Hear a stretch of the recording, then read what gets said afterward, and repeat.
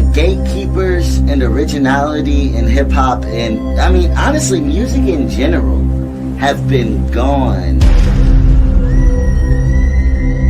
People doing something for the first time has left music, and it's because of the way that like everybody can commentate and speculate. Fuck all that. And we're just gonna do what feels right and not worry about that. And whatever flag comes after is cool. Are you willing to do that? Are you willing to take it there? To not give a fuck. To care so much that you don't give a fuck. You know? That's what this is. When was the last time? It's like I live 2 times. How many times you get to live a new life? It must be because a nigga too nice.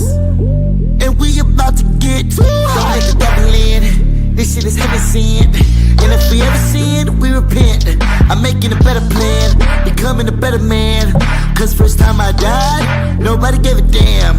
I'm taking everything they said I can't. Rebirth of a good, and I've been an ant. In my past life, had a sacrifice. Watch with mad eyes, green eyes, till I realize I decide my fate. I'ma take my place. Can't remember the last time that I felt this way. Pop something, smoke something, get lit. When's the last time you heard it like this? Pop something, smoke something, get lit. When's the last time you heard it like this?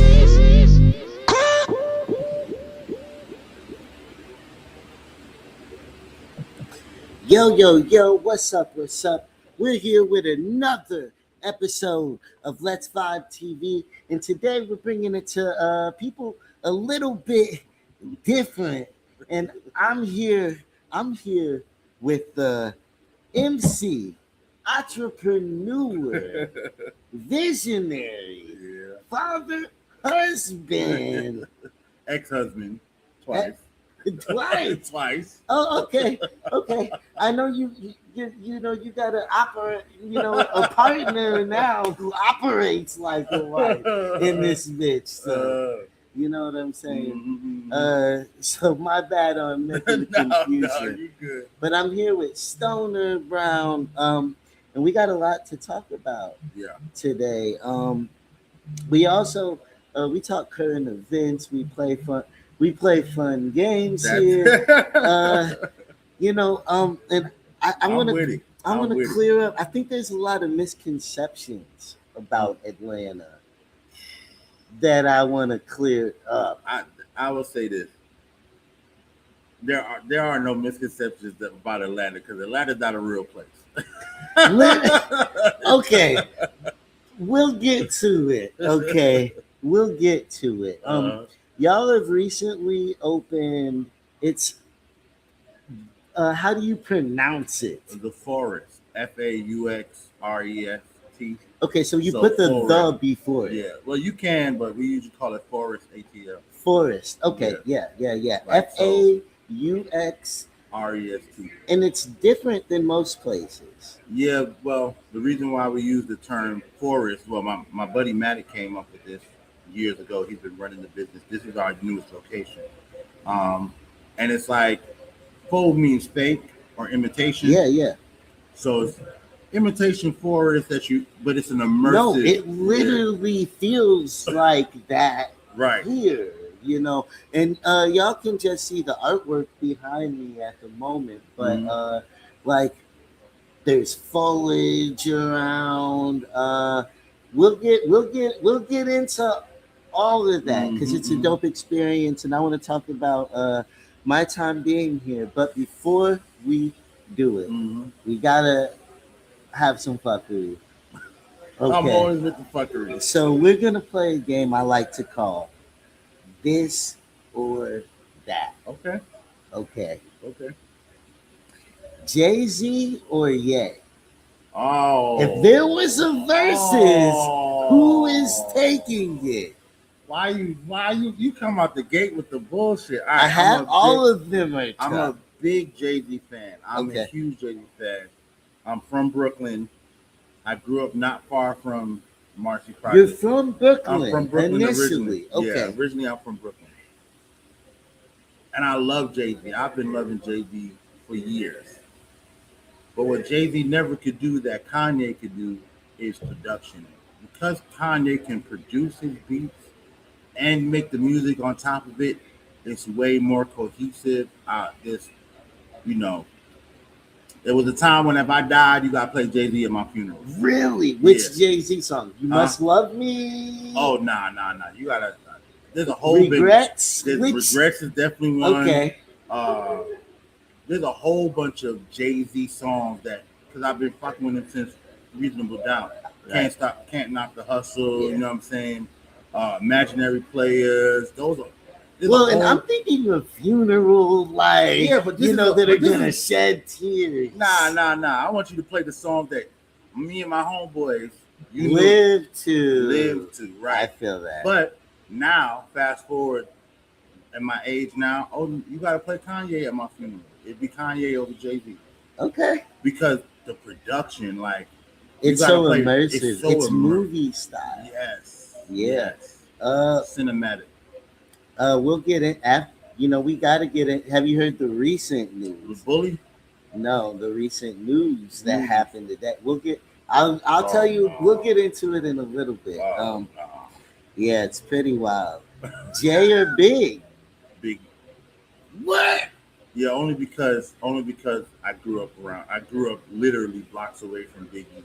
My cousin's grandmom was on Biggie. You just can't recreate Biggie. What's your favorite personal Biggie story? Can we get a personal Biggie story? Oh, my personal Biggie story was being able to come on his block before he's, Puffy's around, but he's not Biggie bad boy Coochie you sweater. You said before Puffy. Yeah, he's not Coochie sweater Biggie. He's still black hoodie, black sweatpants Biggie, standing on the corner doing his other business and battling everybody who walked up. So you saw some live Biggie on the block, like what they show in the vintage footage. Yeah, all that vintage shit, that's just footage they caught. Before that fat motherfucker was on the corner every day. Whoever wants smoke, I got smoke for you. So I'm not even gonna ask Biggie or Tupac. Oh, I'm not a Pac fan at all. What? Yeah, I'm not a Tupac fan. I grew up because of the affinity of being so close to Biggie and all the things that came with it. It's like there was no option, especially it wasn't like. I question it a little bit now, right? And not quite because of Biggie, but because of everything, like how hip hop played out. Yeah, but Biggie seemed like he didn't really have much to do with anything. It was kind of a punching bag. Yeah, he kind of got both of them kind of get caught up in what the middle of other people's bullshit. Yeah, and both of them are dead because of it.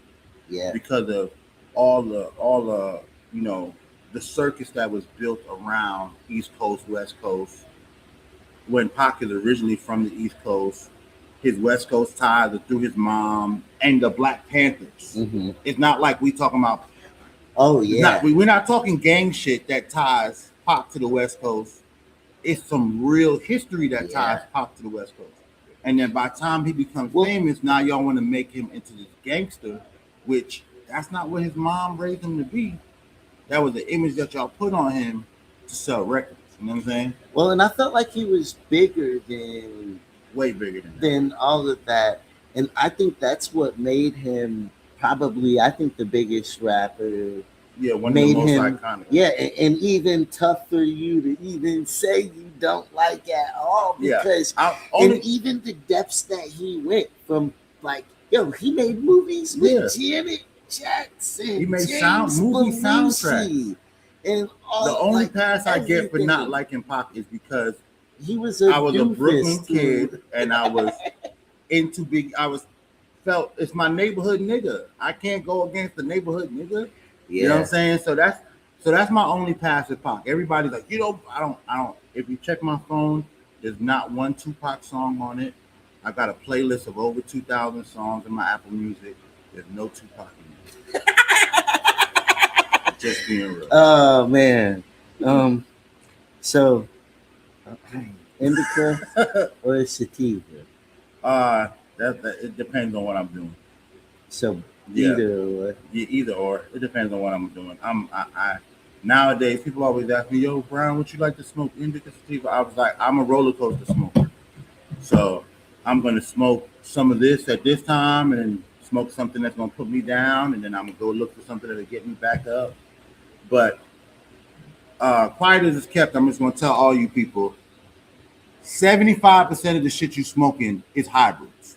They just lying to you. Yeah. They're just lying to you, telling you it's an indica, sativa, so you can buy something that you think you want. But 75% of all the shit you buy is crossed. There's no not even. And so, yeah. Damn. You just thought about that, right? I mean, well, I mean, but even when they say that one is stronger than the other, that's true at least, right? What? On what you're buying. Like, let's say you're getting a indica strain. It's more indica than sativa in that situation. If they do their research when they're purchasing, and of course you go to the dispensary, that's different. The dispensary in a lot of states, they have to have what's called seed to sale, which they have to have paperwork to track all the way down. So if they planted something that's supposed to grow sativa dominant, they have to get it tested, and then they have to send that paperwork with it. Now, when you're buying from dude on the street, 9 out of 10 dudes are just going to tell you what you want to hear, so that you purchase. You purchase from somebody who's been in the game for a long time, and you keep jumping ahead. So I'm glad I set up the conversation to where it actually, you know what I'm saying? We're on the perfect track. My name is Stoner Brown. Yeah. My daddy is Farmer Brown, if y'all don't know that. Oh wow. But just even with a lot of the things, before we get into that, because that's a whole well, I'll ask you this. So dispensary over store-bought? I mean, over street? No, it depends on where you are. Okay. It depends on where you are. If you're in Atlanta, there is no dispensary selling you THC. They'll sell you THCA through G. They'll sell you CBD. They'll sell you everything but THC. So if you're looking for THC and you need THC to medicate, you got to buy from a street dude. You know what I'm saying? Or buy from somebody who has a network or a setup like that. You go to Cali, again, there's fire shit in the cookies dispensary, but there's some dudes growing way better shit. Right. That you can outside buy of the, and probably more organic. Yes, less chemicals, more close to organic. Not to say that everybody's growing organic, depending on how much you're growing, is the cheaper way. But if you're doing a whole field, growing organic is not going to be cheaper because you need to make sure that everything produces. You know what I'm saying? But if you're doing some shit in the basement or your house or something, you grow organic, you're going to be the best because you control that. Yeah. But you say you got 10 acres, or you got to spray some shit on that. How you going to keep the bugs off? How you going to keep the mites off? How you going to make sure that the plant is going to grow? Right. You know what I'm saying? So there's going to be some chemical involved. It's just less likely that's going to be the crazy shit that, not cookies, but the companies that own cookies. Because Burner does curate his shit. I'm not going to put no bad words on Burner.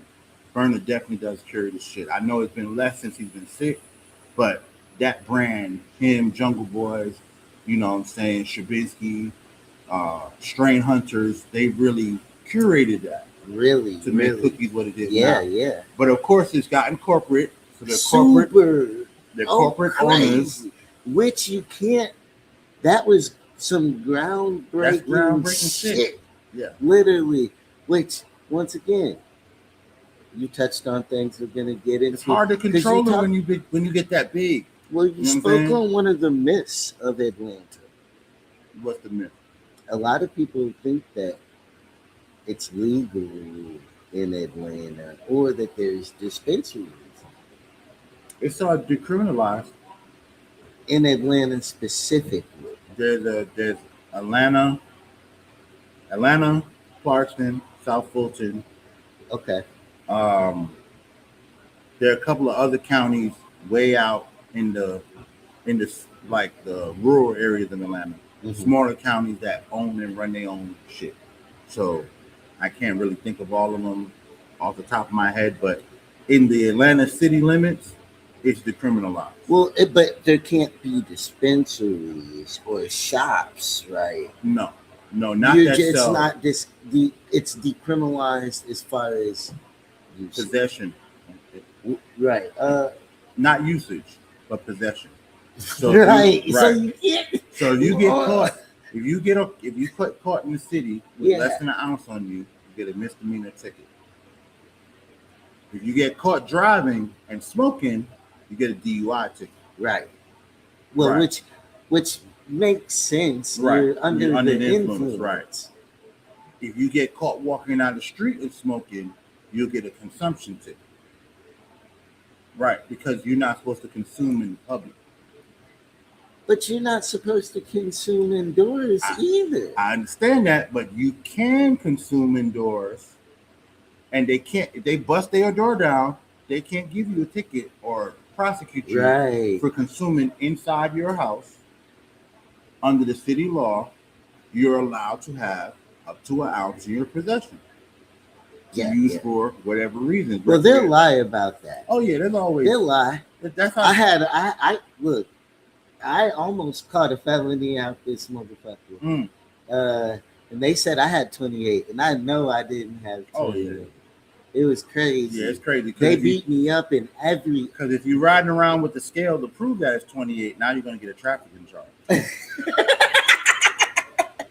Yeah.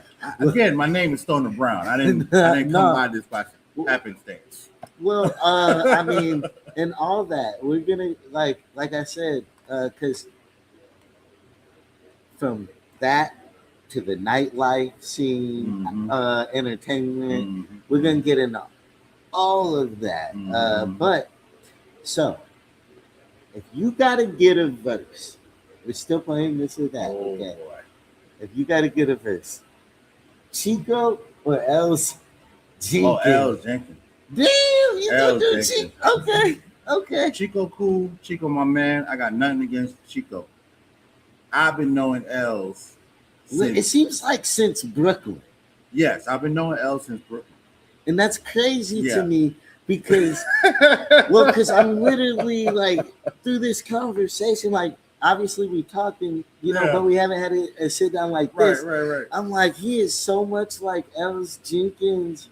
It's crazy. We're from the same neighborhood, literally. The only difference is you'll actually show up for what? You're not moving like you keep your engagements.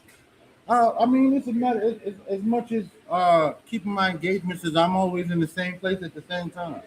You know what I'm saying? You being super nice to you saving your place back Hey, that's my boy. Hey, hold on. Hey, Rob. Oh, he almost done. Hey, give me 2 minutes. I'm doing a podcast interview right now. Well, we can take a quick. We can cover right now. Okay. Yeah. So you going with L's? I'm going. Listen, some of the best music I've ever recorded in my life has been with L. Jenkins. Yeah. Some of the best stuff I've ever wrote. That nigga taught me how to write a song. For sure. When I met L's, I had a book of rhymes, like just page after page after page, bar after bar after bar, and I could get in a cipher and just go bars for days. He's like, yo, at the time I was going by the name Trini D. And he was like, yo, Trini, it'd be so much, but yo, bro, your shit would be dope if you just wrote a song. And I'm like, yeah, I'm writing songs. He's like, nigga, those not songs, ain't no hooks. Ain't no chorus, ain't no bridge.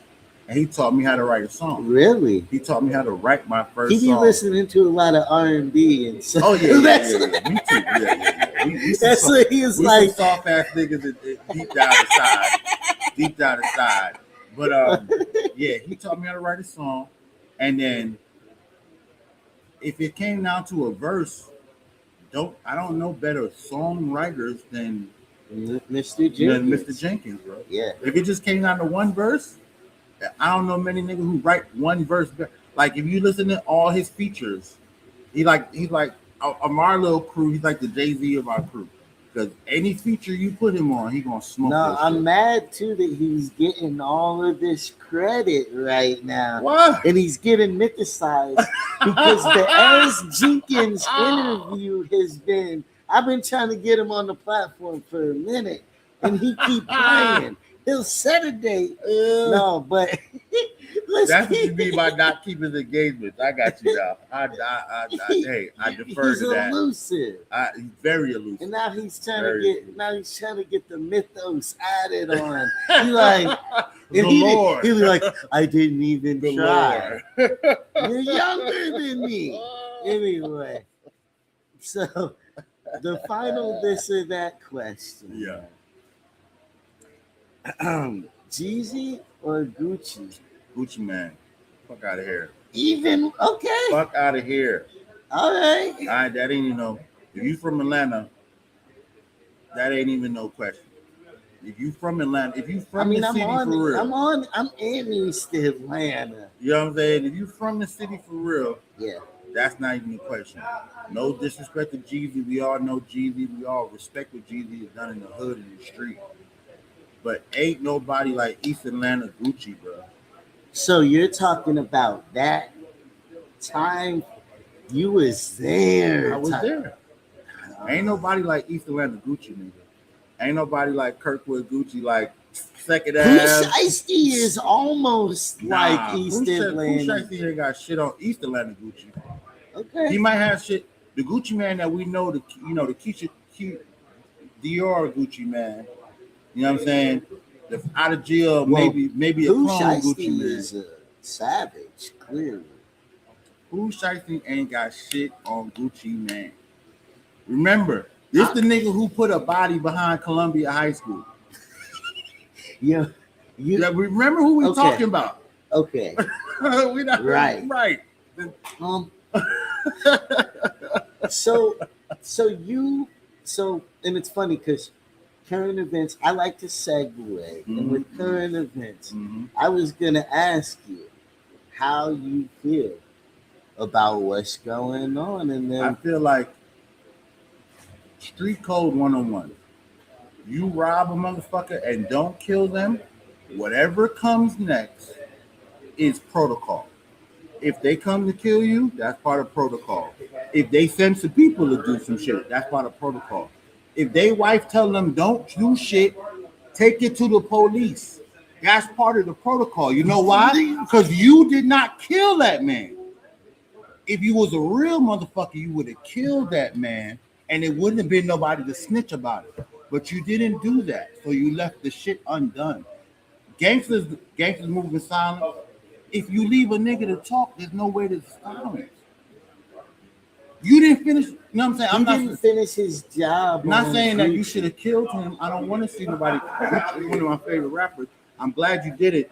I'm glad you didn't go that route. Yeah. But everybody talking about, oh, Gucci a snitch. Snitch how, nigga? If somebody breaks in your house, if somebody robs me, and the police show up, what you gonna do? I don't know nothing. How you gonna get? How long is that gonna work? Huh? How long is it gonna work? What gonna work? Telling the police? No, not telling. Oh, saying, not the police. Saying I don't know anything. Yeah, that's not gonna get you anything but more war and more destruction. Right. I mean, because me personally, I'm not saying that.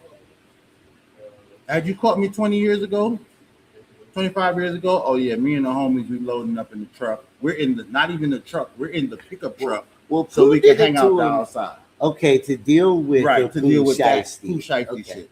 Me now at 45 years old, nigga. Oh, please, I got to call these folks. I got to call look, these people. I'm a civilian, y'all. I'm a civilian. But yeah, I'm a civilian. So, but I don't think that Pooh though. I think Pooh shouldn't have signed the contract in the first place. That's on you. And what's interesting to me is the kind of cap that happens in rap. That even like me being honest, whatever, puts you at a disadvantage. Because he gets on camera this whole time, Pooh, talking, I'm taken care of, I'm rich, and blah, blah, blah, blah, blah, blah, blah. But then underneath it, you're literally so you got taken advantage of so bad that you feel like you had to bring the gang with you to get your get back. Your get back or get your reckoning. Now, here's the problem with being you so street that you didn't sign. You signed this contract without letting the lawyer see it. You must have signed. His description was, me and Gucci had a 6-hour FaceTime. That's not legal. That's not a legal document. Yeah. That's not no. I keep a lawyer on standby. Now, Ludacris said him and Shaka Zulu have had a handshake for their contract. His whole career. Because they're brothers. Not literal brothers, but they came up at the same time. But that's not enough. But that's 99.9%. We're talking about 1994, 1995, when Ludacris is still Chris Lover. Yep. And Shaka Zulu ain't nobody. Yeah. Shaka Zulu just a local promoter at the time. You know what I'm saying? Well, he was somebody. Not saying he was nobody. He was definitely somebody, but it's not the Shaka Zulu we know today. Yes. So this is back. This is two homeboys saying, "Yo, bro, let's get some money together." Right. As long as we keep getting money together, there's no breach of contract. It's not always that simple. Ludacris had to continue to take care of him and be a good person to him. Do you think that Gucci Man was actually taking advantage of? If you don't have your lawyer look over a contract that you signed, you took advantage of yourself. That's not Gucci Man taking advantage of nobody. If Gucci, because I promise you this, the contract that's handed to Pooh Shiesty has been looked over by 4 or 5 lawyers already. Right. You're an idiot if you're gonna sign a contract that you didn't read over or you didn't take home and let your mama look at. Your mama out here talking about my son ain't no goddamn. It's easy. Bitch, did you look at the contract for your son? It's so easy to be eager. And that's where discernment comes. Nobody in your corner is saying, "Hey, son, before you sign, I know it's Gucci Man and he got all these big chains, but don't sign nothing until we all look at it. Let your grandmama look at it. You got a cousin that go to Clark, Atlanta. Let him look at it.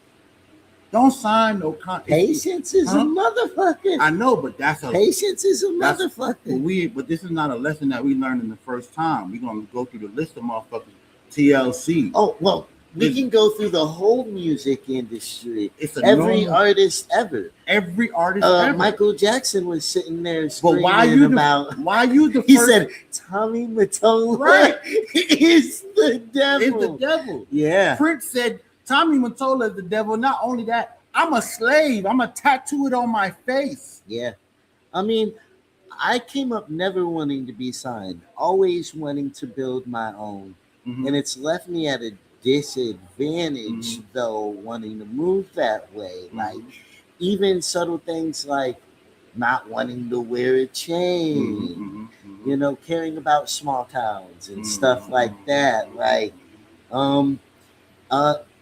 even me being in Atlanta is kind of awkward, you know, just because I'm not the typical. The way the music scene works. Yeah. But there's a whole, the benefit of Atlanta is, there's a huge mainstream thing, but there's definitely right around the corner. Right. Live Nation has an office right here. Right. But there's definitely there's a huge alternate culture too. for the bonfires and the MJQs Yeah, and underground, there's a all huge, of that. and you can But be a. But this is my problem, right? Working your way to there, That shit's hard you too. can get lost, and it That is shit's set hard too. up to lose you. Yep. Because there's so many scammers. Yep. Y'all, stop paying to perform. Oh, why not? You have to. No. You have to. You know the wait. Okay. I don't want the performers to stop paying, right? Mm-hmm. I want the promoters to stop setting up shows like that. Oh, the promoters are setting up. Because it shows how faithless they are that they're going to bring people. If they need people to pay to make it. The promoters are trying to make money. The promoters can make money if they throw great shows. I think that's part of this. That's even part of why we're at where we are. But the reason why everybody pays is because I don't know you're a great artist from you're a great artist. Well, I'm only going to book artists I know of. How could I do that? It's Atlanta. Everybody wants to perform. And they can't until they prove it. How do they prove it? You know how many times? All right, so look, all right, perfect example. I book shows once a year. Mm-hmm. I mean, I book more than once a year. Mm-hmm. But the goal is to give incentives, whatever. Like, you'll get this percentage of your tickets.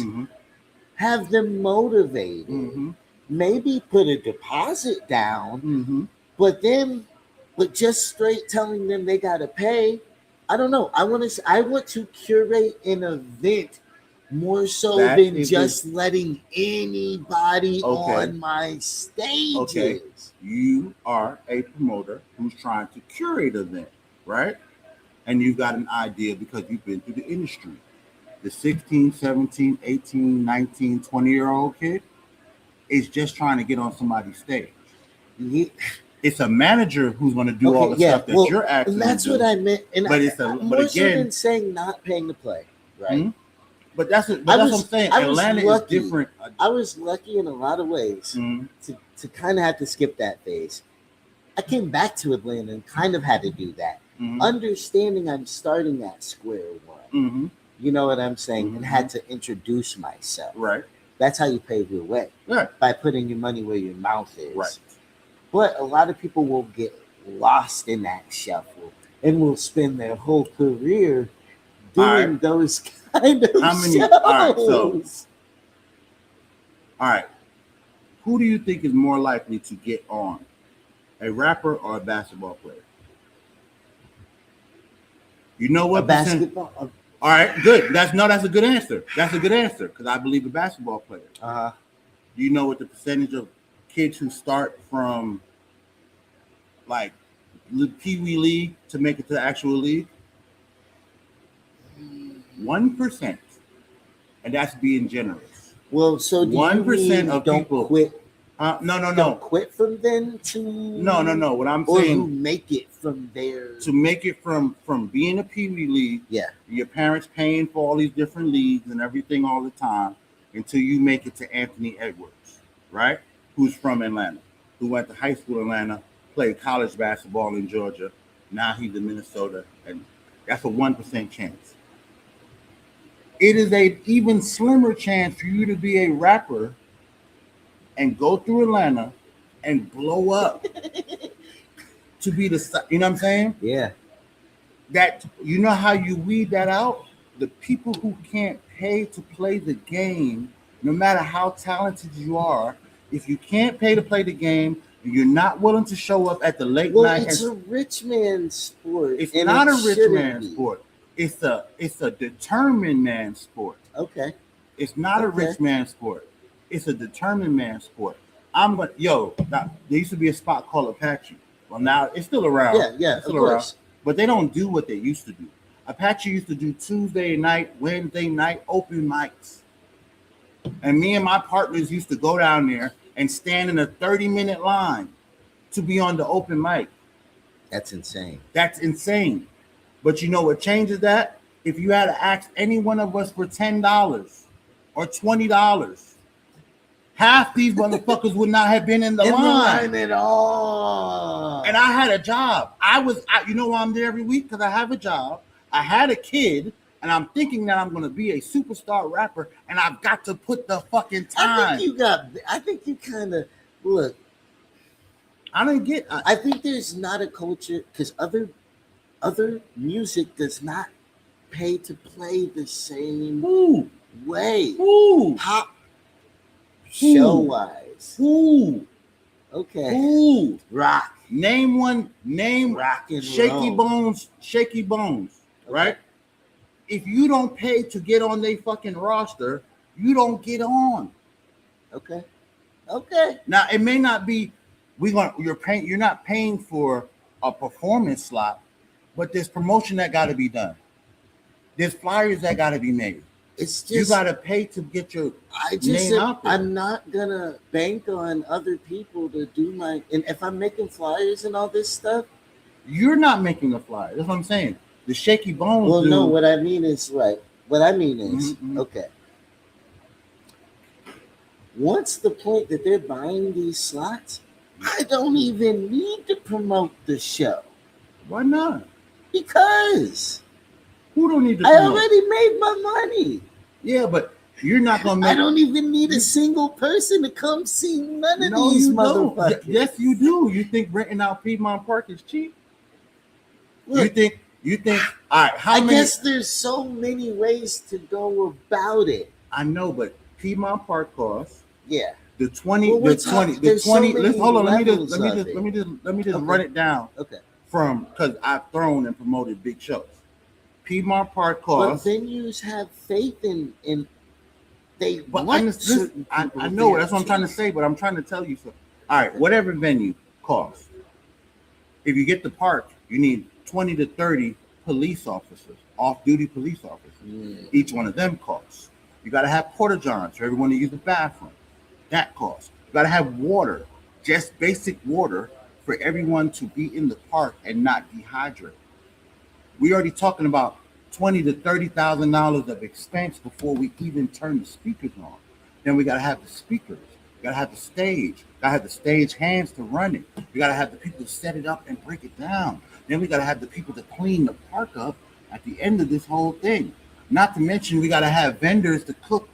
You know what I'm saying? No, but not all promoters. You're talking next level promotion. But most have a venue that has a staff already. That staff got to get paid. So you're giving these promoters. The staff got to get paid. They still got to get paid. The liquor got to get paid. Yeah, okay. The water still got to run. The electricity still got to be on. All of these things add up. And when you're a promoter renting out the venue's giving you one solid number so they can make their money. I just think it's janky. And it works different in rap than it does. And it makes the independent scene where nobody thinks a good show is actually happening. Mm-hmm. It's misleading to artists. It's getting Gucci Man stuck up. The shenanigans to bring it full circle of how it even got there. But obviously it's a determined man's game. Like you said, I fully respect that. I respect the overhead. But in a lot of these situations, mm-hmm. I think a lot of people need to understand, even paying for features. Obviously, studio time costs money, mm-hmm. whatever. But a lot of the people who you want these things from have resources already. Mm-hmm. And they pretend that they don't. Mm-hmm. They're triple charging you for resources that they can get for But this is how you get the resources. You charge people. You're not going to get the resources if you don't charge people. Because if you don't put a price tag on your product, how does anyone know what to say it's worth? If you're that's what I had to learn as an independent artist. If I'm willing to show up everywhere for free, I'm just like everybody else. It's complicated. But if I have a hey, Me and like when I had a group called Mean Green back in the days, right? Mhm. We used to open up for the Yin Yang Twins. We used to go around colleges and stuff like that. We weren't getting paid. We were not getting paid to open up for the Yin Yang Twins. So when people would book them, you know what I'm saying? We'd just show up because we know they're gonna be there. We didn't even have no contract with them and nothing like that. They just was cool with us popping out and opening up for them. You know what I'm saying? When we started charging clubs and different spots like that, our shit went through the roof because now we're not just those kids showing up to try to get on the mic. You had to pay us $200 a show. You better have somebody here to fucking turn the music on. Because I'm already got paid. No, I mean, Now, in the situations where I'm not getting paid and I'm just showing up, sometimes the DJ don't show up, sometimes the engineer don't show up. well, so how did we go from? Because you But went the from engineer- saying that artists should pay Artists should to pay. now saying that they should get paid. They should get So paid which as well. one is it? No, it's both. You're gonna have to pay to do the small little shows. But after you do a show where there's 500 people in the building, When do you know to switch? you know the switch when And, you have and more. how can we not deplete the quality You know of the switch. independent music? You know the Because switch. ultimately, I think what I was saying initially is all of the shit that you're talking about has made it a murky, full. That's because people don't understand the difference between being an artist and making independent music. Independent music is what you do from the love of your heart. If you're trying to make money, you're an artist. And artists have to get paid. The guy who plays the keyboard has to get paid. The nigga playing the percussion had to get paid. When Prince does a song and he has a 20-man back, a musical, everyone in the musical procession had to get paid. You know what Prince decided to do? I'm going to learn every instrument, so I don't have to pay all these people. I mean, and all this is common. Like, I get that. But that's part of being an artist. If you And want to I've do it paid, for the like, love, I've done that without having to be like, you guys gotta pay me to perform. It's been a deal with the venue, and then once venue once got we paid. make money, Once we make make money, money, right, then we take care of people. right. But I go into it with the mentality that we're gonna make some fucking money, and That's I 'cause use you're an my artist. resources and I believe in That's myself. because you're an artist. You're not an independent artist just doing it for the love. You're banking on my product will sell. People are going to come And I out. only want to book people who are going to be passionate about it Right, and market it, right. and ain't gonna beat me over the head about it. And usually those people put their money where their mouth is. They don't just show up with the love. Absolutely. Right. That's what I'm saying. A lot But of times I want to people, take care because it's a very it reciprocal. can be, but it has to be established that we're not doing but this. it's not right now. But that's what I'm saying. The only thing that separates the two is either we doing this because it's for play, or you gonna put your money up so I can know you're serious. Now that doesn't mean it's just like a But mechanic, it's ruining fans from wanting to go to independent shows. because independent shows are not offering the same thing that you can get from a full production show. If you go to an independent show and some guy is putting up 2 or 3 guys are there because they just artists and they're going to pay. Another 4 or 5 guys are this guy's home to promote his homeboy, and they're trying to promote his next album or his next song. Well, so you don't think that there's a correlation between that and bad contracts and the Yes, nature yes, of all yes, of that, yes, and that it's a very rip-off yes, by the people who aren't 100%, even the artists. 100%, it's a ripoff. But again, it goes back to the basketball player analogy. If you are trying to be the best of the best, you're going to do the work. You're going to hire the coaches. Mhm. You're going to have the trainers. You're going to eat the proper way. You're going to work out. You're going to be up at 6 a.m. You're going to be doing more than the next guy to reach the next level. Yeah. If you're an artist and you don't have a manager, fuck are you doing? If you don't have a lawyer on deck, the fuck are you doing? If you don't know somebody who can edit your music that you just made last night, I just made this song, but the guy who recorded it can't bounce it down. You don't know nobody to do that. Fuck are you doing? You're not being an artist. You're playing around. You're having fun. I It's a think there's habit. growing steps to being able to Yeah, do of course. all that. But Because I wouldn't tell anybody who doesn't have all those things. A lot of people think they need a manager when they don't, why not? because they don't got nothing going. But one day you will. You banking Uh, on one day you will. You're banking on, just like you were talking about with the well, show. they And have the wrong idea of what a manager is, Mhm. I think. Mhm. Because there'll even be people, we're in a culture where they try to say, where there's people trying to sell management. Mhm. And I feel like management is somebody who believes in you Yes. and creates plays for you Yes. and gets a cut off the Yep. plays that they create Yep. for you. Like an investment broker. Yes. Yes. I think there's a lot more love in the game. Even we just had an artist on here. He said uh, the drummer for Puddle of Mud Mm-hmm. played on the song, came to his thing, Mm-hmm. came to the music video because he believed in it. Mm-hmm. Mm-hmm. Uh, and that's what a lot of this shit really like.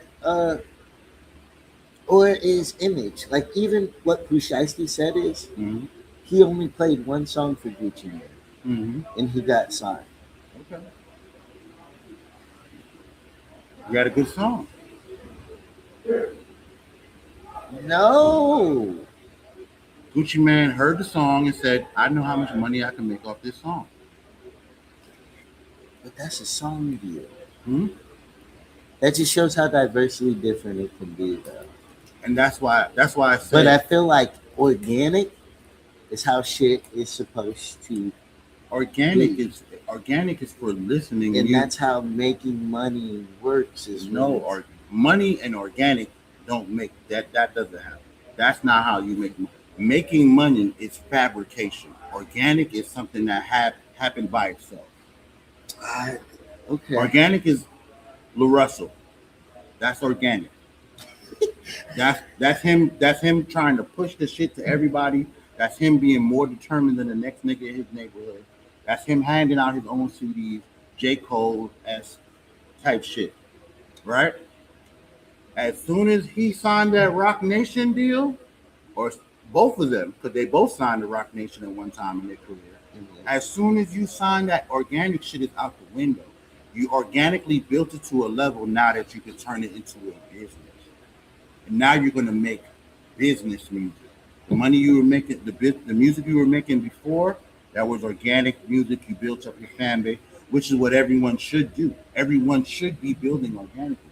But at some point, even Lil Russell, who was the king of independent, realized I need to make a check. I need to have other people helping me make the check.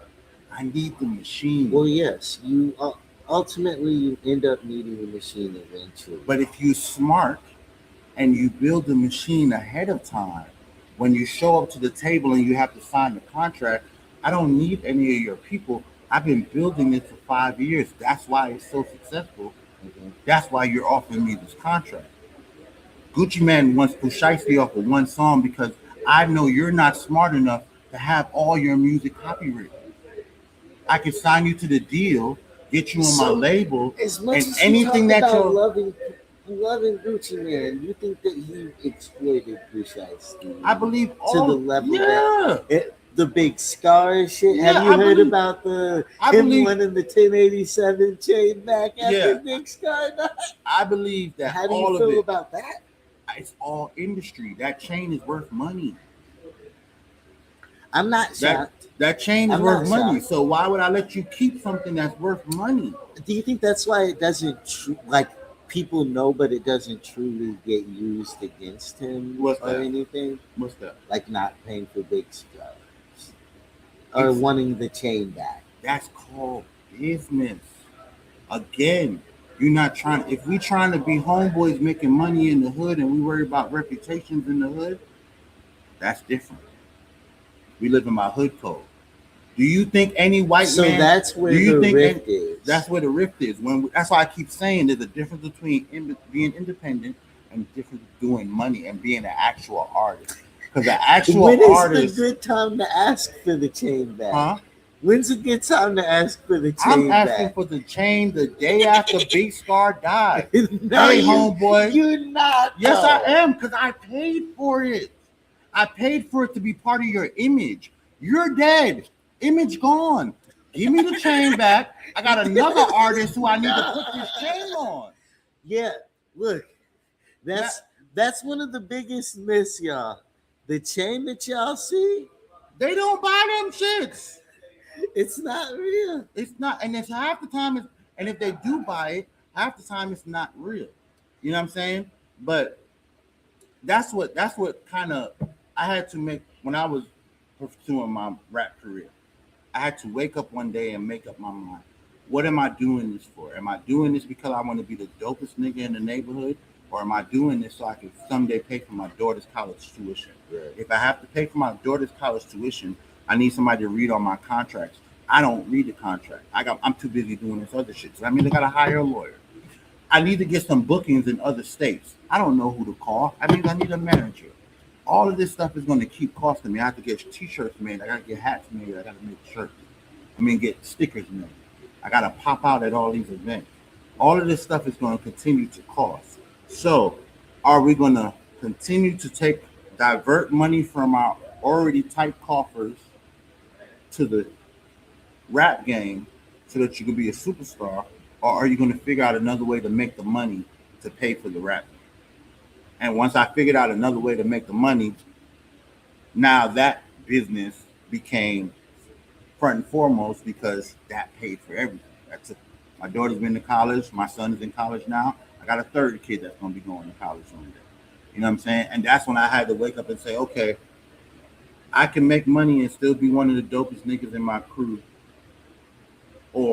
And have to stay up late nights because I'm working during the day. So I have to stay up late nights to do all my recording. Mm-hmm. And then I only get to see my daughter on the weekend. So I have to alternate weekends of when I'm going to record and when I'm going to spend time with my daughter. I got 2 other kids, so I have to spend time with them throughout I'm the so week. glad I don't got kids. Yeah, it complicates a lot. No, because I could relate until, popping out kids part. It complicates a lot. But that's what I'm saying. I had to look at it from like, you want to be but I feel like it's doing a hybrid of all of the things that we talked about, knowing when to say no, when to go, what kind of thing you want to curate for yourself. But that's the thing about hip hop and being about rap, being a rapper. The difference between this music and every other music is you can be found and discovered anywhere on any stage doing anything. Nobody has to be there. You can just be there on a stage. So if you're not the nigga trying to hit every stage until you get on, what you doing? But it's gonna take time. It's gonna take money. It's gonna take energy. You know what I'm saying? And that's what I'm saying about my own life. And any young dude that I comes up under me, I'm like, hey, bro, how much time? That's part of the tough part. Even being in Atlanta, is because there is a stage to go to every night, and a packed place to go to every night. But you better be prepared to spend $40 in parking, or entry figure fee. Out. Yeah, might be a 2 minimum drink. Yeah, it's not a cheap man's game. Yeah, you know what I'm saying? And how to navigate it and figuring out where the people who are going to want it, because there's all kinds of styles out here. Yep. Yeah, every type of style, every kind of event going on. Mm-hmm. How do you not, and especially dealing with the algorithm, how do you? That's a whole nother month. I have to literally, at my age, I have a producer for my algorithm. I have somebody for my sports talk show.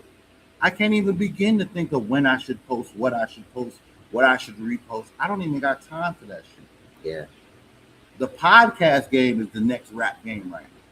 Everybody wants to do a dope ass podcast. It's already past. Right. It's already that bad. Right. It's already that bad. I know. Look, this is the 5-year anniversary of this podcast. You know what I'm saying? So, and when I started, it was special when you did a podcast. Not anymore. Anyone to be like, nigga, we do not want to hear. It's funny.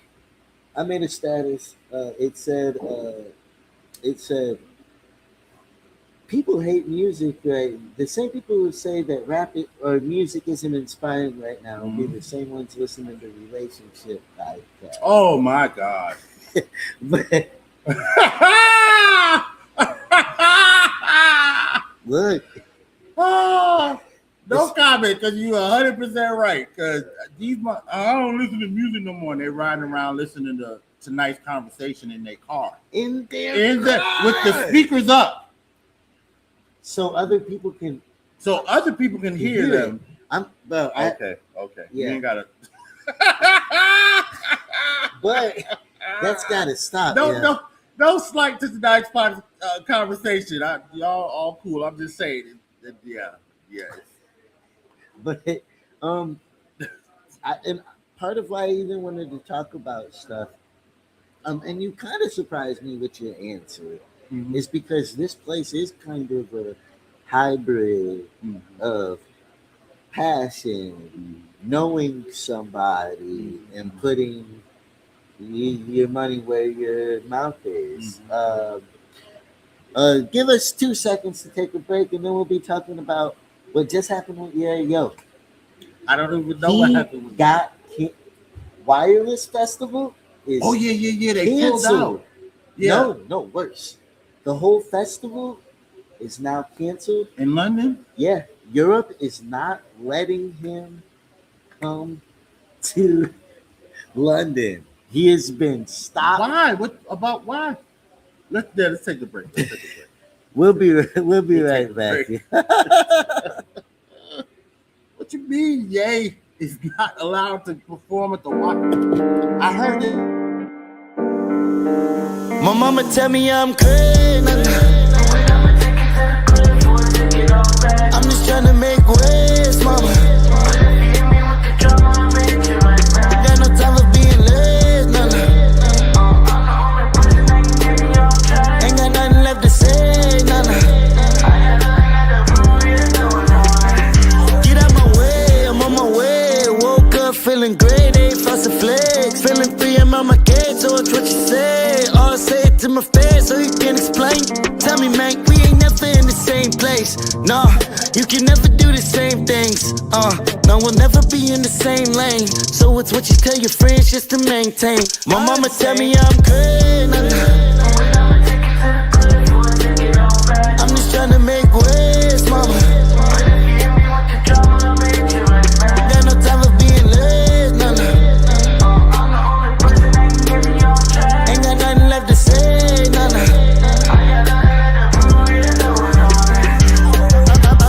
I've been right, felt about a million times. Got back up every time, but I never fell in line. No, I don't never fall in line. Gotta do my own thing, that's the bottom line. Hey, celebrate, tell everybody now. This is the type of shit that is gon' make daddy proud. People hate, I'ma tell them to pipe it down. And fuck anybody who doubt it now. My mama tell me I'm crazy. I'm just trying to make waves, mama. Got no time for being late, no. Ain't got nothing left to say, no.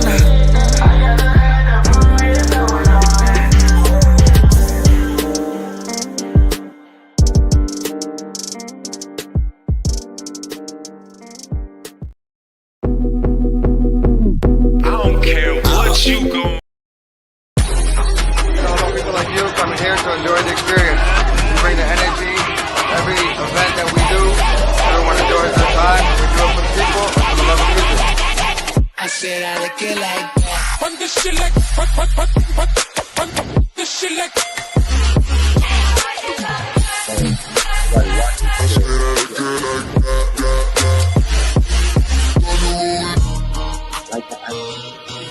this that type of song that always get a party lit. She do the wop wop, tootsie roll up on the dick. She do the wop wop, tootsie roll up on the dick.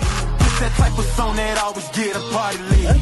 This that type of Yeah. She do the wild wild, Tootsie roll up on the dick. She do the wild wild, Tootsie roll up on the dick.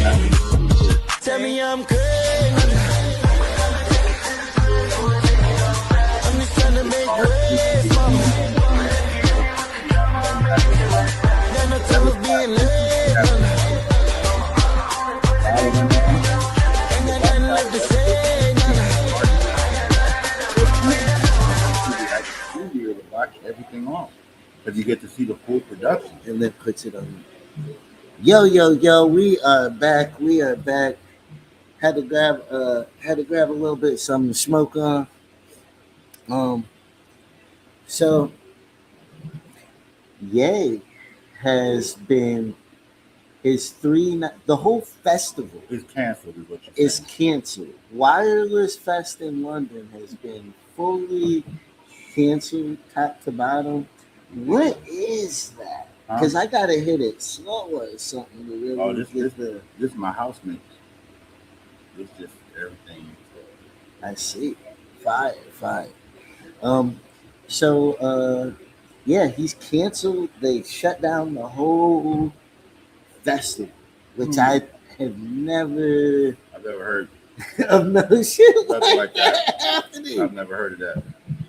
Now my assumption is Is it? I think the government literally It's pushing back. well, originally the prime minister said he didn't want it, and so but that was like 3 days ago. Mm-hmm. Pepsi, Rockstar, PayPal pulled out, Yeah, I heard about Pepsi. which was fine. Yeah. Right. Whatever.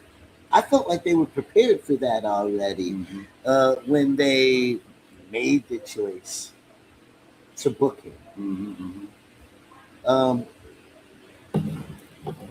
But I don't think they were prepared for the government to say, No, don't come at all. I've never. I think that's harsh. That's extremely harsh. And based off of words. So is it his anti-Semitic commentary that they're going after? Yeah. I think I'm straight. I think that's ridiculous. But again, it's not America. There is no freedom of speech in Great Britain or United Kingdom. That doesn't exist. Really? Freedom of speech does not exist under a monarchy. There is no freedom of speech. Under a monarchy. There's no freedom of press. There's none of that. There's an air of freedom, meaning you can do, unless. But if you say something on the internet that they don't care for, the police will come to your house and arrest you. And shut you down. Literally. It's not like America where they can show up the door. They're trying to move to a democracy. Yeah, but you're going to lose. You can't have a monarchy head and a democracy image. That's why America is unique around the world. Because around the world, there are so many places that have monarchy heads, king and queen, but then pretend democracy. Right. It never works. Okay. It has to be one or the other. And the democracy that America has is so unique in the sense of the people actually can vote and affect. Now, as much as, I don't know what side of the fence you are, conspiracy or whatever, but a vote can affect something. Does it always? No. Do we always get the things we vote for? No. America's became so ungrateful. Oh. Very much so like black people in Atlanta. I don't. The correlation of look, let me break down the correlation. Land this one for me. Let me land this one. I'm from Illinois. To see young black people in nice cars, good jobs, going to the VA and seeing a black staff like that is unlike anything in the. It's literally black youth. Even though the cops rub me the wrong way, it's like, how the fuck are you a black cop? They're still black. They're still fucking fucking black. They act like pigs, Right. but they're fucking black. You know, I see where you go with it. I see where you go with it. but 'Cause they I'm act lazy about like, brother, food service. The second I go back home, they be so happy to serve me some food. I be like, I forgot all about this type shit. I be ready to fight. Oh, it is. All right, so, but it's only because this is what they've always known. Mm-hmm. That's all it is. They don't know. When they go other states, they always crying to get back to Atlanta. When you leave Atlanta and you go somewhere else, you're dying to get back home if you're not from. I'm from New York, so when I moved out here, everybody got a big ass house. My uncle got a nice ass car. Then they got 3 Jaguars, and I'm like, yo, y'all don't understand how good you have it. But then you live here, and you realize, oh shit, everything. It's cheap to live outside the city, but if you want to live in the city or do shit in the city, it's all expensive. Mm-hmm. It's been that way since the 90s. You know what I'm saying? So they take it for granted because they just don't know what the rest of the world is. And now, and even I like just manifesting and type things like that. Like even part of why I came here is like because artists have it to me. Like, you know, I try to make art out of just because anything. It's simple. It's not tough. And you can put it's in your heart. It just flows out. Yeah. So manifesting, it's crazy because you get to drive by Mercedes-Benz Stadium where Kanye made Donda at. Like, when my ex caught COVID dancing for Kanye. What? Yeah, my ex Brittany, that was her first major booking. She's a dancer. She's a dancer. She's an influencer, whatever. My ex, that was her first major booking after COVID, was to dance at Donda. At part of all the people that's around the circle, she's in the black things. So not quite black, dancing. Yeah, I was there. Yeah. I think I was there every night. Yeah, she was there for 2 nights, and she caught COVID doing that shit. Yeah, shit was crazy. Like, but you get to even driving through the Olympic fucking arches. What are we talking about? You know, walking down Auburn Avenue, going to the underground, going to Brave Stadium, the strip club, Magic fucking City, which bro. I went to high school with the guy who with Little Mike. Now, okay. Now this is my problem though. What? Then there's shit that the rappers. Magic City is not that special of a strip. You crazy? What? You are crazy. I take all my friends from out of town because it's the strip club capital. Did y'all ever pay for the acrobats on the ceiling? No. Then you don't fucking know. Okay. There's acrobats on the. There's you don't even know. That's what I'm saying. That most people who go to Magic City just as tourists. I've been going to Magic City since I was 17 years old. Wow. Like I told you, the dude, there's a Big Mike who owns it, and there's a Little Mike. Even though Little Mike, I went to school with Little Mike. Little Mike is actually bigger than Big Mike, but they both over 6'2". So Big Mike is like 6'2", 6'3". That's the oldest. That's his father, and Little Mike is like 6'3", 6'4". This nigga look like he should be playing NFL. He should be a cornerback or something. Right. And he's a big stature dude. Anyway, his dad gets locked up when he's 16. They try to get his uncle to take over the business. His uncle wasn't really business savvy at the time. So his dad tells his mom from jail to get Little Mike down to the club and start running this shit. What? Yeah. So he's riding around Decatur, because they're from Decatur. Yeah. He's riding around Decatur in the Magic City truck. It's a truck fully wrapped in Magic City at 18. Long story short, we're all going to Magic City, 17, 18, 19. Insane. And this is during the time when BMF was still in town. Insane. So what makes Magic City special that people don't realize is Magic City is the first club to have floor covered in money. That's a new thing. That's a BMF at Magic City history. Yeah. Making money fly, Yeah. that's Magic City. No other club can claim fame to that before BMF and Magic City. So because you're making the money fly, that's why they built the cage on the roof. So you could throw money at the acrobats. There are acrobats that swing off that shit. That's insane. But you don't know that because when you go to Magic City on a regular night, it's just a regular night. Yeah. If you're in there for something special. And then Atlanta motherfuckers don't want to tell you about some shit. No, I'm not going to tell you. You're not. That's my problem. Like, yeah, you. Well, because I've been to all the Atlanta spots, but then when I try to talk to people from Atlanta about them, they're like, eh. For instance, right? I go in there for my 40th birthday. My birthday was on a Tuesday. I went to Magic City. I just told a couple of my homeboys. They told a couple of my other homeboys. We end up, and then of course, like I said, I know the owner. We're not best friends. We went to school together. I can get in contact with him. I don't got his number in my phone now, but I'll call one person. They'll call him and tell Mike I'm coming down. All right, and make it happen. So I get in there. We're having a fucking amazing time.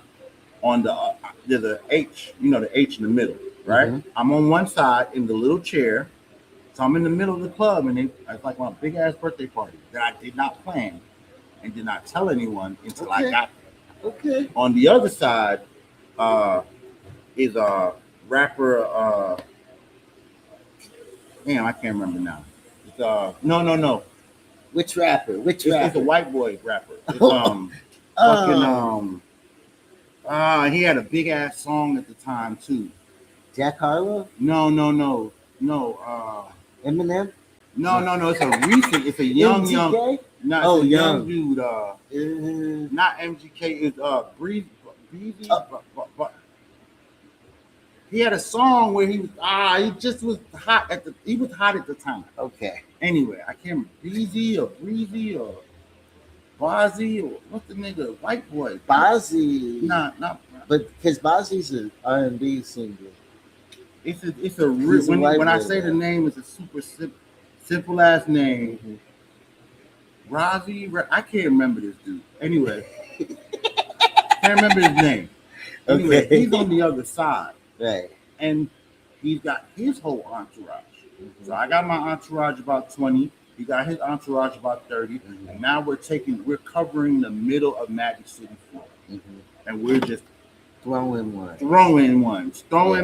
It become a money war. It become a bottle war. Yeah. That's how Atlanta works. Yeah. I didn't go. I probably spent. No, and I don't. It became a bottle war. Time for none of that. Shit. Listen. I probably spent $1,000. My partners is throwing money, so we're ordering more bottles, right?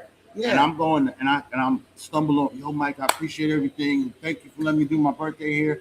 And we're trying to order some more bottles. He's like, oh no, I got it. I'll send you another round, like another round of 4 bottles. Yeah. I'm like, how much? He's like, oh, don't worry about it. You and your boy done spent about. I ain't gonna say how much was actually spent. But they done spent about. He don't really got it though. He's got to be broke now. Who? But go the rapper. Oh the white boy. He's still on. He's still out there. I just can't remember his name. He's a skinny. He like. But he's like trying to be hood white boy. Rozzy or RBZ or something like that. Oh, B Reezy, B Rozzy or some shit like that. Anyway, he's still out there making money. But me and my boys spent a certain amount of money. Okay. And him and his boys spent a certain amount of money.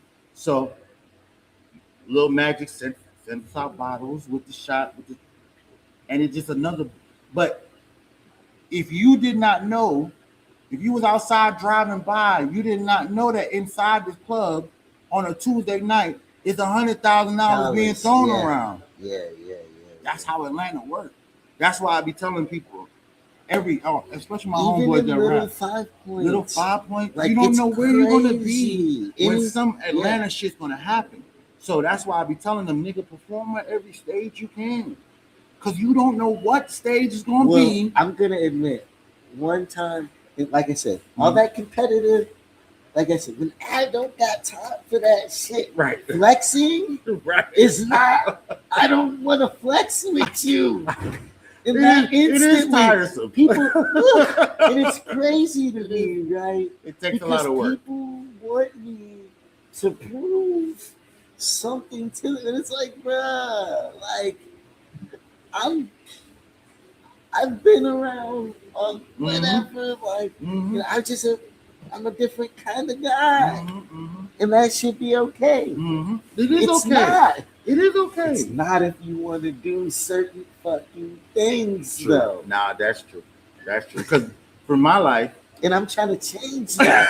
So you don't gotta be there flexing against some No. white rapper you can't even name. Right I can't now.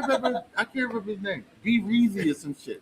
But no, but the flexing, that was the fun part. Nigga throwing money at you, nigga. I'm gonna throw $100 at you, you gonna throw $200 No, back. I had to have people who would be giving me the side eye, like.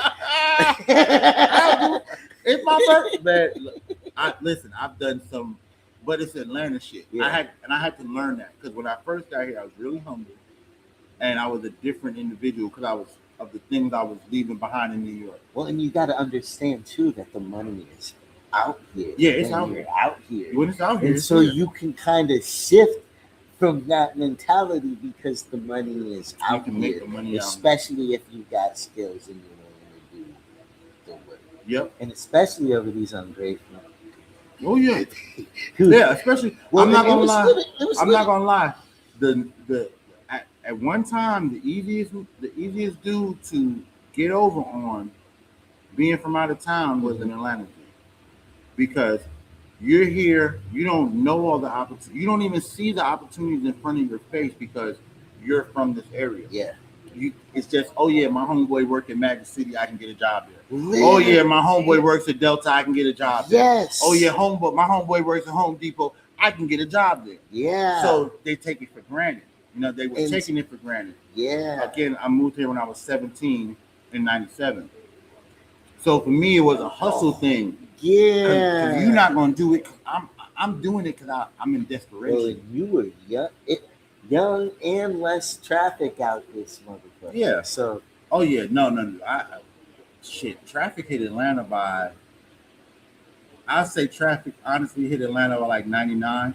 Because up until 99, I used to get in my truck on Sunday on my day off, smoke a blunt, and ride 285 all day. That used to be my favorite thing to do because there was no traffic on the highway. well, there's nothing. Anyway, that's There's nothing. Yeah, there's Yeah. nothing like that now. Yeah. You can't do nothing like that. I mean, in the middle, if you Middle of the night. Yeah. Yeah. I've done it in the middle of the night too, but Yeah. there's no time between 8 p.m. and 8 a.m. that you can get on 285 and just ride it with no traffic and just enjoy Right. yourself. Right. Between right. 8 a.m. and 8 p.m. and I'm maybe even earlier, maybe 6 a.m. Because if you get on the east side where all the truckers are, with all them truck factories, all that shit off of Moreland, Yeah. if you get over there around 6 a.m., it's going to be traffic because all the truckers are coming on and off the highway to do their morning loads. So you're going to find traffic. So, like I said, there's no time in the city where you could just, I used to just get on the highway and just ride, bro. On the 285. On 285 and just smoke blunts. And there'd be other people doing the same shit. We'd be shouting each other, what's up, bro? You know what I'm saying? Because you can't do none of that now. You can't get on 75, 85 anytime and it'd be empty. The last time I seen 75, 85 empty was COVID. I've never seen it. It's never. I was just on it the other day coming from a club trying to head home at 3 a.m. and it was slammed with traffic. Why? Because they're doing traffic. They're doing construction. That's the only time they got to do construction. 3 a.m. to 6 a.m. or 3 a.m. to 8 a.m. So now it's traffic because of construction. And then when the guy wakes up to go to work at 7 o'clock, it's traffic because he's sitting behind the construction traffic. Well, and that's what pisses me off too, is the illusion of where people just be like, it's their first look. And I'm sorry, because we're blending two subjects, right? Because I was going to save that conversation about Atlanta It just unfortunately came up. Right. You're like, you had to protect the culture. You're like, what you saying about my people? But I'm glad I landed. I landed my jump. But you understood exactly what I was saying. Yeah, because there's literally none of that where we're from. No. I mean, New York is traffic, but there's mass transit. I don't care what. Y'all can sit in traffic in the highway if you want to. And those are usually people commuting to and from work or moving goods. The everyday person is getting on the train or the bus. I'm from the cornfields, so Ain't none of that. Yeah. Ain't none of that where you're from. So they just added Rivian and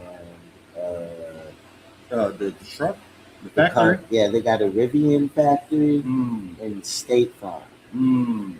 So that's all you So can. that's adding traffic to the neighborhood. I mean, there's no traffic even with that, but like I'm saying, like as far as like what is Right. feeding the community, Right. like that's what you have to. And ISU, so we got a university. Yeah, y'all got a couple of colleges up there. Well, In Illinois. U of I is which made it to the Final Four and got their ass busted. Stop it! Listen, bro. I'm a big sports fan too. Oh so yeah. ISU actually made it to the Final Four of the NIT tournament. Yeah, I saw that for the first time. So that was dope to see. But yeah, they're about 45 minutes away. But then ISU is directly there. But it's still there's 80,000 people. Oh yeah, in your town, and there's 30 nothing. black people. I wouldn't be surprised. So I wouldn't be surprised. yeah, it wasn't until I'm from in New York. You leave the city area. Most of the rural areas, upstate New York, are predominantly white, and then a few black people. When I came to the South and I went to the rural areas, that's the first time where I went to predominantly black towns. And like you go to Tifton, Georgia, predominantly black town. Yeah. You know what I'm saying? Well, it's funny. It spreads out, and it gets less and stuff. Right. And then you end up in Ringgold. Oh, that's all white people. That's all. And my car broke down. But my first time. But we're talking about from Tifton to Ringgold. We're talking about what? Maybe 20 miles. Yeah, that's what I'm saying. It's literally really like that though. So it's maybe 20 miles away, and it's no black folks. No, it's a whole different. Well, and that gets in.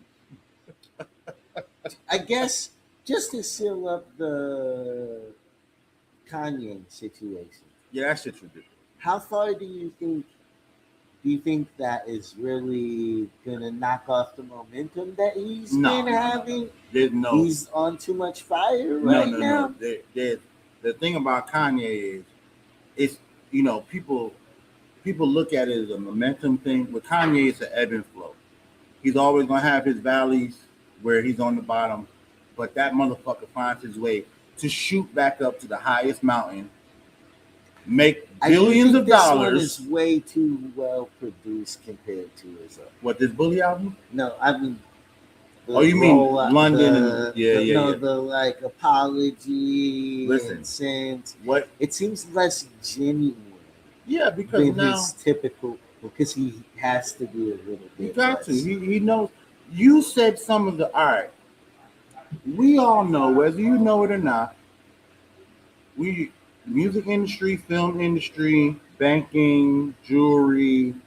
These are all long known to be under Semitic laws or Semitic control. We all know that. Yes. We all know that. This is not conspiracy. We're not trying to. Right. Facts. Right. So when you make comments against Semitic people in the industry that is controlled by Semitic people, there's going to be backlash. Not only is it going to be backlash, they're going to take your money away. They're going to take your exposure away. But they make so much money off of what you do, they need you to apologize and get back out here making the money. Because that's what means the most That's to what them means the at most the to end them of at the end of the day. day. So listen, hey Kanye, all that shit you was talking about Jews, you fucking crazy. We're gonna shut you down for 3 But months. he needs to be under contract by somebody. Somebody's got to make that money. Doing? Yeah. Somebody's got to make that money. That 33 million you made in one night in LA, somebody's got to get a cut. If we don't get our cut, how do we keep the world machine going? Yeah. People think.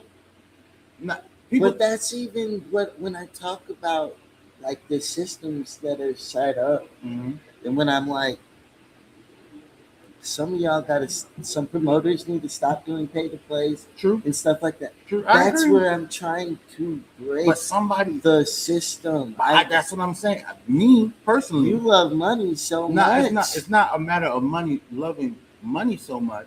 It's what I know directly what the lack of money does.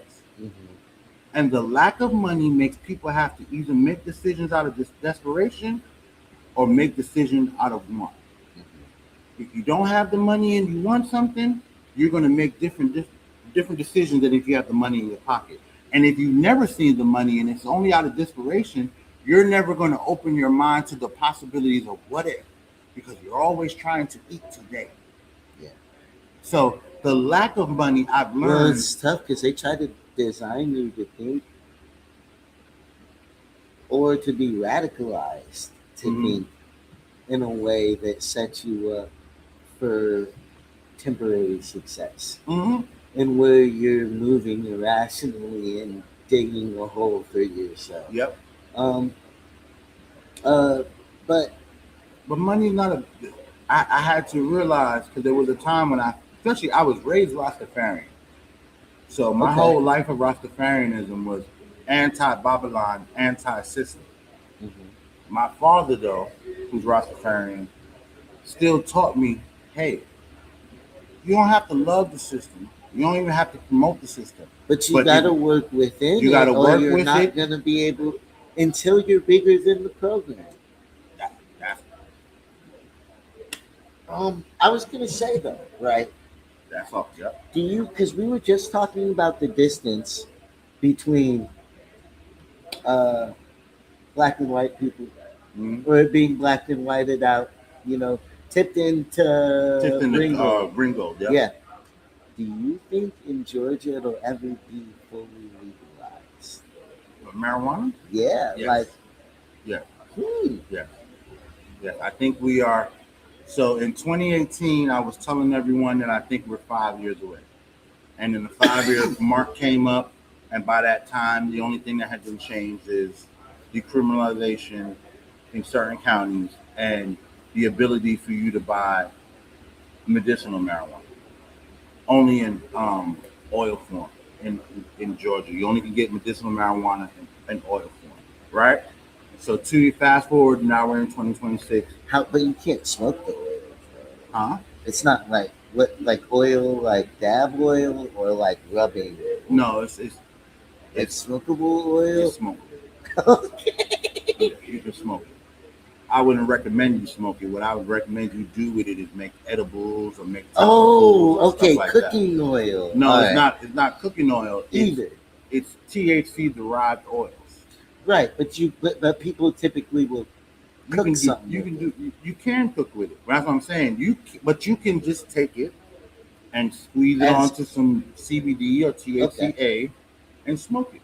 Okay. I wouldn't recommend you smoke it because of how much it costs to get the oil. You should use it in a way that you can make multiple products to help to what's the word? Medicate yourself. That's what I'm trying to say. If you're using it as a medicinal person, because you're buying it, because that's the only way you can get it.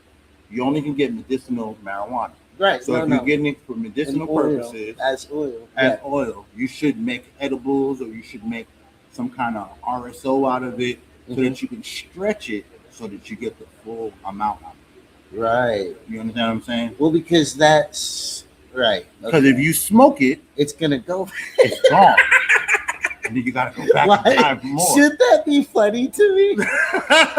Should it be funny? Hey, man, I don't know. It's funny to me because of the amount that you only can buy at a certain amount. You only can buy a certain amount at a time.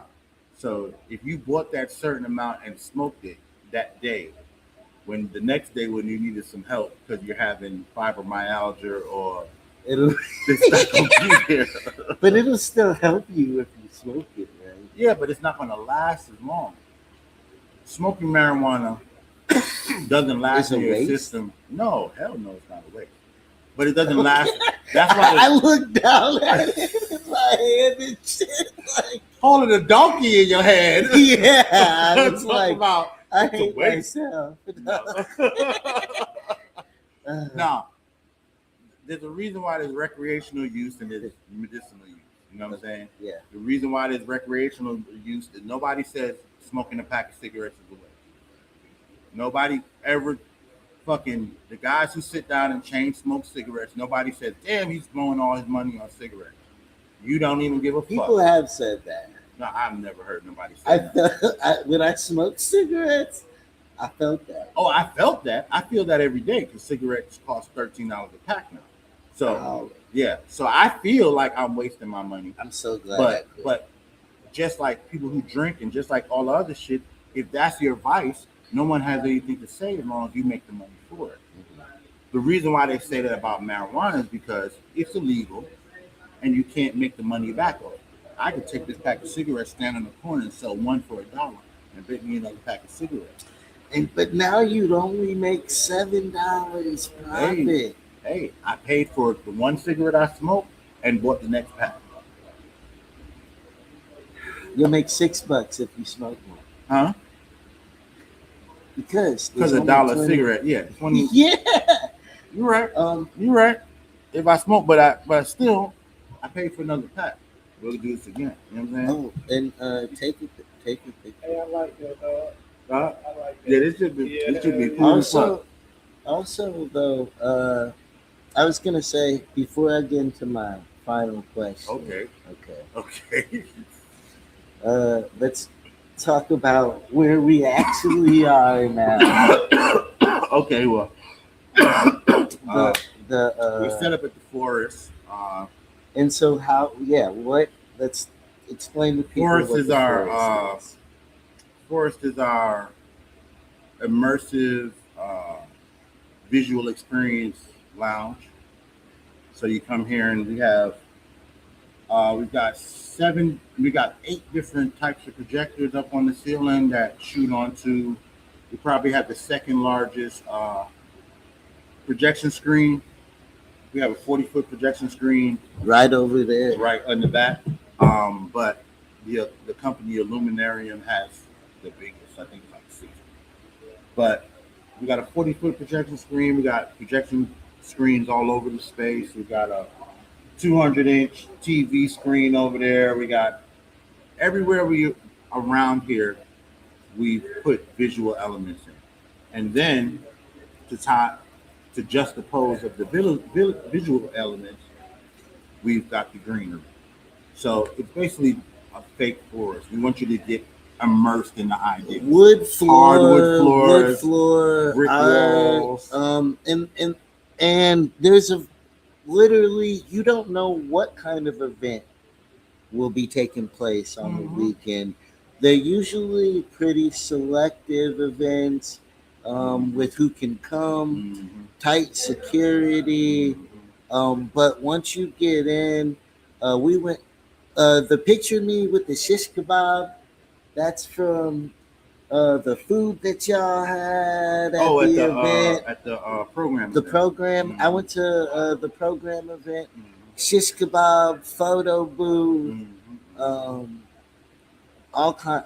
The DJ was on fire. That was one of their DJs. Wavy was DJing that night. One of the artists. Okay. The program dope. Their whole vibe is dope. And he was actually like, it wasn't no typical DJing. It was one song would be like a trap song, and then the next would be like "Wake Up in the Morning." Super eclectic. Yeah, the sunlight hurts my eyes. But that just tells you it's gotta, to be a DJ like that, you have to listen to everything. Like my dad was a DJ, and I grew up listening to, of course, reggae because he's from the islands. Yeah, soca because he's from Trinidad. Mm-hmm. My dad was heavy into the punk rock. His favorite group became my favorite group, The Clash. Okay, you know what I'm saying? I was heavy on The Clash. Yeah. I was heavy on fucking. I should have said The Clash or the Sex Pistols. I was about to say the Sex Pistols. I was heavy on them. Heavy on all the British rock, British punk rock when I was young.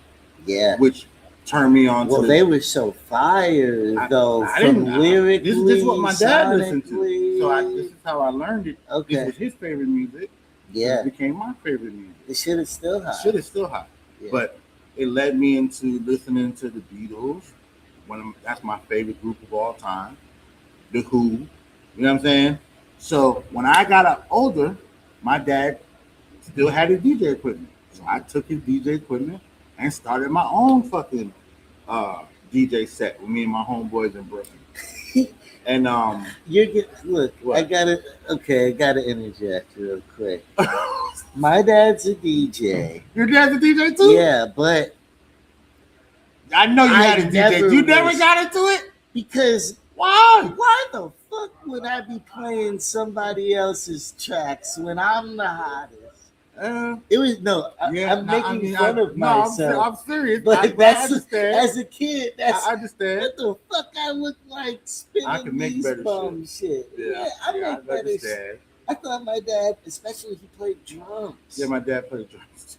You know, so he was killing it. He'd have full, and I'd be like, why are you sitting here acting like you're not better than you could play this? He was doing weddings. Yeah. With the real money in a town like really, small town. Yeah, killing it. Yeah. He booked out every weekend. Doing the mayor's way. Right. Especially being the only black guy. Oh, so he was the token DJ. He knew what to play. The only black guy? You weren't like the others.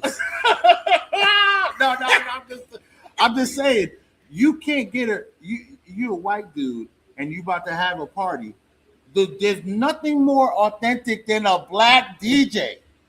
Only thing could have been more authentic is a Mexican dude outside making the tacos. They need both. If there was a Mexican dude, I need to get remarried. Just listen, bro.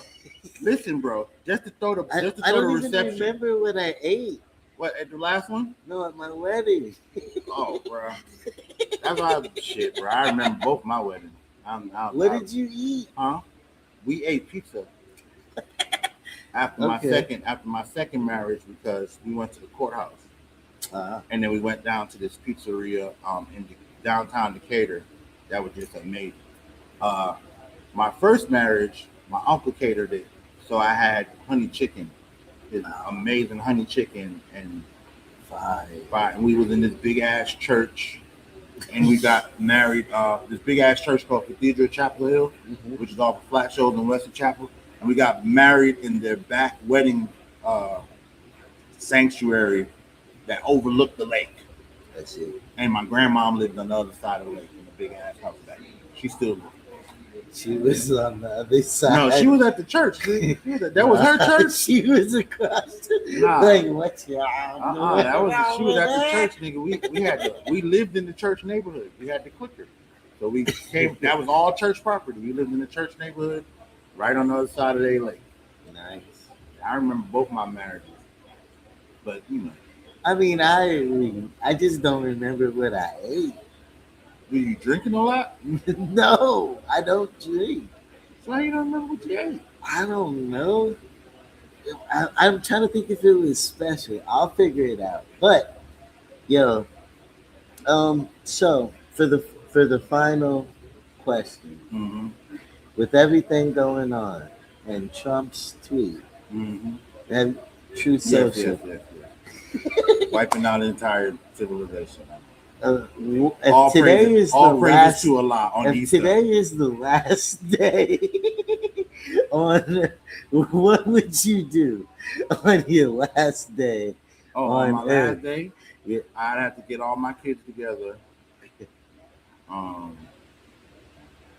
Get all my loved ones together, and if I know we all going, now it's not just my last day. If I know we all about to wipe out, yeah, I gotta bring everybody together. We're gonna sit down, break bread, smoke weed, whatever drug you into, let's do it tonight. Hey kids, you wanna hit some weed? You about to die. You wanna hit some weed? This is gonna be your last chance to hit some weed on the good God. You know what I'm saying?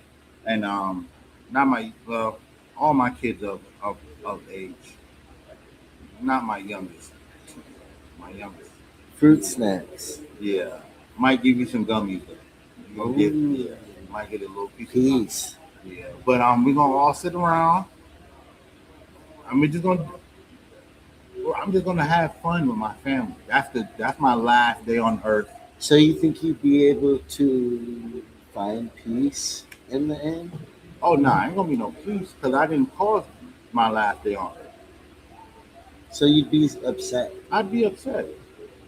I'm not. This ain't no fucking movie. I had plans for tomorrow.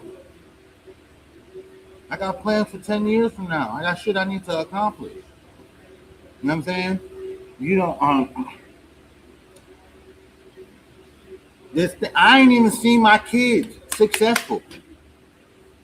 I've seen some levels of success. My daughter graduated